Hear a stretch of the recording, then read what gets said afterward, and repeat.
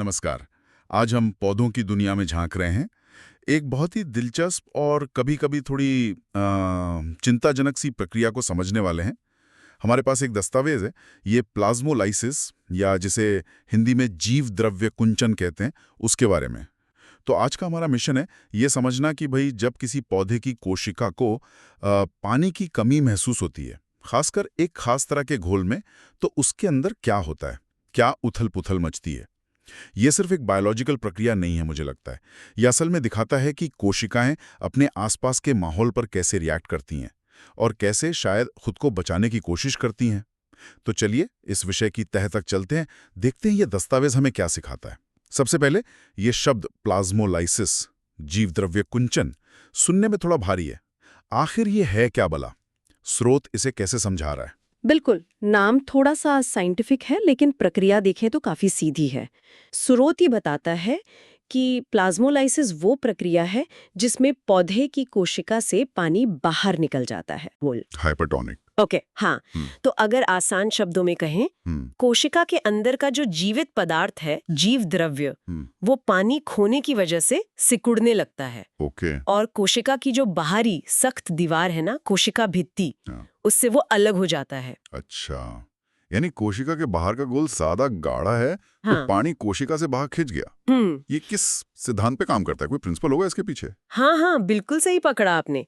ये पूरी प्रक्रिया बेस्ड है ऑस्मोसिस पर। परासरण। ऑस्मोसिस, हाँ सुना है। हाँ, तो परासरण में होता ये है कि पानी हमेशा अपनी ज्यादा मात्रा वाली जगह से कम मात्रा वाली जगह की तरफ जाता है। या आप ऐसे कह सकती हैं कि जहां कम घुले हुए पदार्थ हैं, मतलब विलेय या सॉल्यूट्स कम है, वहां से ज्यादा घुले हुए पदार्थ वाली जगह की तरफ। और ये बहाव होता है एक सेमी परमेबल मेम्ब्रेन के आर पार। पौधे की कोशिका में ये काम प्लाज्मा झिल्ली करती है। Plasma membrane. ठीक है, तो जब कोशिका हाइपरटोनिक घोल में है, मतलब बाहर सल्यूट ज्यादा है, तो पानी कोशिका के अंदर से, जहां सल्यूट कम है, बाहर की तरफ भागेगा, ताकि बाहर के घोल को थोड़ा डाइल्यूट कर सके, पतला कर सके। अच्छा, बैलेंस बनाने के लिए। बिल्कुल। और कोशिका के अंदर पानी का मेन स्टोरेज टैंक क्या होता है? वैक्यूल, रिक्तिका। एग्जैक्टली, रिक्तिका। तो सबसे ज्यादा पानी वहीं से निकलता है। ये तो दिलचस्प है कि पानी संतुलन बनाने के चक्कर में कोशिका से बाहर ही निकल जाता है। तो स्रोत ये भी कहता है कि ये प्रक्रिया एकदम से नहीं होती, इसके कुछ स्टेजेस हैं, चरण हैं। पहला चरण बताया गया है स्फीत कोशिका, टर्जिड सेल। ये क्या है? मतलब नॉर्मल स्टेट। नॉर्मल। हाँ जी, स्फीत कोशिका मतलब पौधे की नॉर्मल, हेल्दी, खुशहाल अवस्था। आप सोचिए जैसे गुब्बारा है जिसमें हवा एकदम सही भरी हो, बिल्कुल टाइट। वैसे ही इस हालत में कोशिका की जो रिक्तका है वो पानी से बिल्कुल भरी होती है, लबालब। ये पानी अंदर से बाहर की ओर एक प्रेशर डालता है। टर्गर प्रेशर कहते हैं इसे, स्फीति दाब। अच्छा, अंदर से प्रेशर। हाँ, ये दबाव साइटोप्लाज्म मतलब कोशिका द्रव्य और प्लाज्मा झिल्ली को बाहर की तरफ धकेलता है, कोशिका भित्ति की तरफ। इससे प्लाज्मा झिल्ली कोशिका भित्ति से एकदम सटी रहती है, चिपकी हुई, और कोशिका पूरी फुली हुई दिखती है, टर्जिड। पौधे जो ताजे दिखते हैं, सीधे खड़े रहते हैं, वो इसी टर्गर प्रेशर की वजह से है। समझ गया। जैसे ताजी पालक एकदम कड़क रहती है, शायद इसी वजह से। अब मान लीजिए हमने इस हेल्दी सेल को, इस स्वस्थ कोशिका को उस हाइपोटोनिक घोल में डाल दिया जहां बाहर नमक या चीनी ज्यादा है। तो स्रोत के हिसाब से अगला स्टेज है प्लाज्मोलाइसिस की शुरुआत, बिगिनिंग ऑफ प्लाज्मोलाइसिस। यहाँ क्या बदलाव दिखते हैं? हाँ, यहीं से कहानी बदलनी शुरू होती है। जैसे ही कोशिका उस गाढ़े घोल के कांटेक्ट में आती है, ऑस्मोसिस शुरू। पानी कोशिका से बाहर की ओर रिसना शुरू कर देता है। सबसे पहले कहाँ असर पड़ता है? सबसे पहला असर दिखता है सेंट्रल वैक्यूल पर, रिक्तका पर, क्योंकि वही तो मेन पानी का सोर्स है। वो सिकुड़ने लगती है। अब क्योंकि रिक्तिका सिकुड़ रही है, अंदर पानी का दबाव कम हो रहा है, तो प्लाज्मा झिल्ली जो पहले दीवार से चिपकी हुई थी, वो भी थोड़ी ढीली पड़ जाती है और दीवार से हल्के से अंदर की तरफ खिंचने लगती है। अच्छा, थोड़ा गैप आने लगता है। हाँ, हल्का सा। ये खिंचाव अक्सर कोशिका के कोनों पर, कॉर्नर्स पर सबसे पहले दिखता है। कोशिका भित्ति तो अपनी जगह खड़ी है मजबूती से, पर झिल्ली और भित्ति के बीच एक बहुत पतली सी खाली जगह बनने लगती है। ये पहला साइन है कि सेल पानी लूज कर रहा है। अच्छा, तो ये बस शुरुआत है? मतलब अगर कोशिका उसी घोल में पड़ी रही तो पानी और निकलेगा? स्रोत अगले चरण को कहता है प्लाज्मोलिसिस, प्रगति चरण, प्रोग्रेस स्टेज। हम्म, यहाँ क्या होता है, कोशिका और सिकुड़ती है क्या? बिल्कुल। अगर बाहर का घोल अभी भी हाइपरटोनिक है तो ऑस्मोसिस रुकेगा नहीं, पानी का बाहर जाना जारी रहेगा, शायद और तेजी से। इस प्रगति चरण में कोशिका से और ज्यादा पानी निकल जाता है। तो असर क्या होता है? असर ये कि रिक्तिका पहले से कहीं ज्यादा सिकुड़ जाती है और साथ में कोशिका द्रव्य भी गाढ़ा होकर सिकुड़ने लगता है। हाँ। अब प्लाज्मा झिल्ली का कोशिका भित्ति से जो अलगाव है, सेपरेशन है, हम्म। वो बहुत क्लियर दिखता है। वो दीवार से काफी अंदर खिंच जाती है और झिल्ली और दीवार के बीच की खाली जगह काफी बढ़ जाती है। ओ। आप इमेजिन कर सकती हैं कि कोशिका के अंदर का सारा लिविंग कंटेंट धीरे धीरे सिकुड़कर एक तरफ हो रहा है, जबकि बाहर की दीवार वैसी की वैसी है। बाप रे! ये तो कोशिका के लिए काफी स्ट्रेसफुल सिचुएशन लगती है। और स्रोत में फिर अंतिम चरण का जिक्र है, प्लाज्मोलाइसिस्ड सेल, मतलब पूरी तरह जीवद्रव्य कुंचित कोशिका। इस स्टेज में कोशिका की क्या हालत हो जाती होगी? ये प्लाज्मोलाइसिस का पीक है, वो स्थिति जब कोशिका से मैक्सिमम पॉसिबल पानी निकल चुका है बिना पूरी तरह मरे। इस स्टेज में रिक्तिका इतनी ज्यादा सिकुड़ जाती है कि भाई लगभग दिखनी बंद हो सकती है।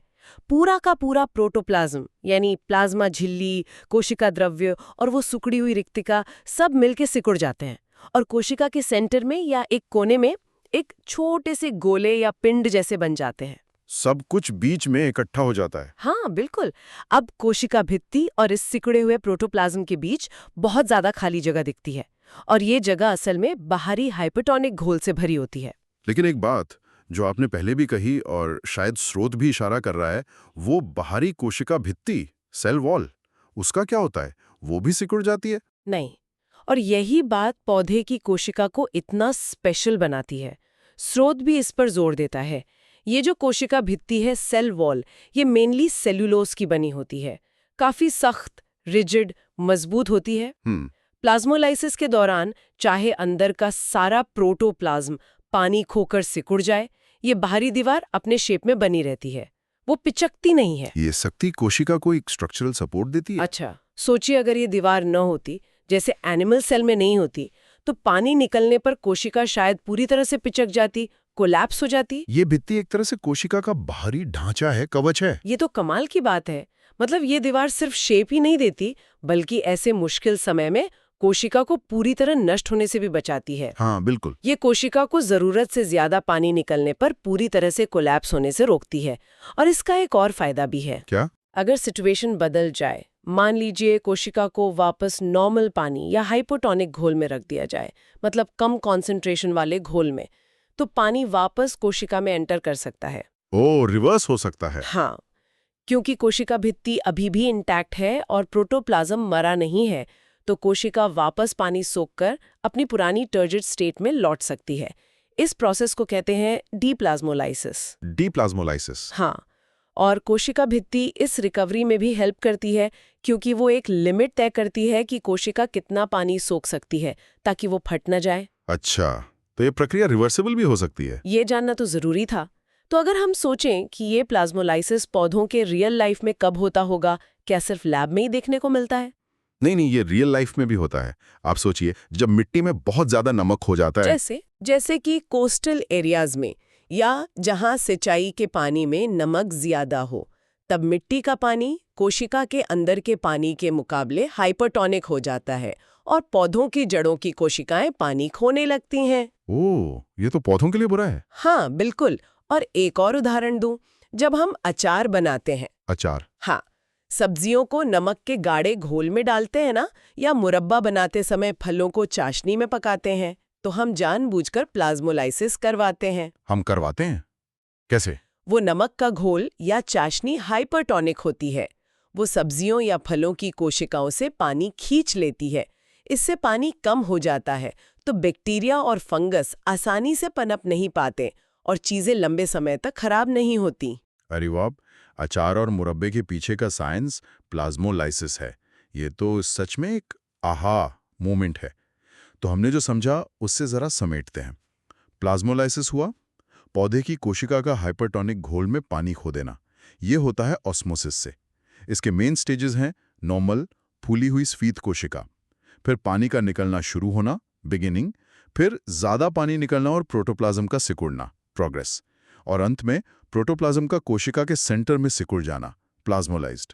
और सबसे खास बात, वो सख्त कोशिका भित्ति अपनी जगह बनी रहती है, जो कोशिका को बचाती भी है और रिकवरी का मौका भी देती है। बिल्कुल सही कहा आपने। आपने पूरी प्रक्रिया और उसकी इम्पोर्टेंस को अच्छे से समझ लिया है। ये दिखाता है कि सेल लेवल पर पानी का बैलेंस पौधे के जिंदा रहने के लिए कितना जरूरी है और कैसे सेल वॉल जैसी संरचनाएं उसे बाहरी मुश्किलों का सामना करने में मदद करती हैं। तो आज हमने प्लाज्मोलाइसिस की प्रक्रिया को सिर्फ समझा ही नहीं, बल्कि उसके चरणों, कारणों और यहाँ तक कि अचार बनाने जैसे रोजमर्रा के उदाहरणों से भी जोड़ा। ये वाकई दिखाता है कि बायोलॉजी की एक आम सी लगने वाली प्रक्रिया के कितने सारे पहलू हो सकते हैं। हाँ, और ये हमें याद दिलाता है कि पौधों को सिर्फ पानी देना ही काफ़ी नहीं होता। पानी की क्वालिटी, आसपास की मिट्टी की कंडीशन, ये सब भी उतना ही ज़रूरी है।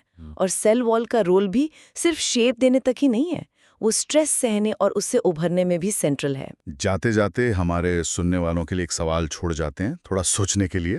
हमने देखा कि प्लाज्मोलाइसिस में सेल वॉल सख्त बनी रहती है, जबकि अंदर का प्रोटोप्लाज्म सिकुड़ जाता है। ये फैक्ट कि कोशिका भित्ति बाहरी तनाव में भी, जैसे पानी की कमी या ज्यादा नमक, अपनी संरचना बनाए रखती है, ये पौधे के बड़े लेवल पर, मतलब पूरे पौधे के सूखे जैसी कंडीशंस का सामना करने की क्षमता के बारे में हमें क्या बताता है? क्या ये सिर्फ कोशिका को बचाता है या ये पूरे पौधे की सर्वाइवल स्ट्रैटेजी का हिस्सा है? इस पर विचार कीजिएगा।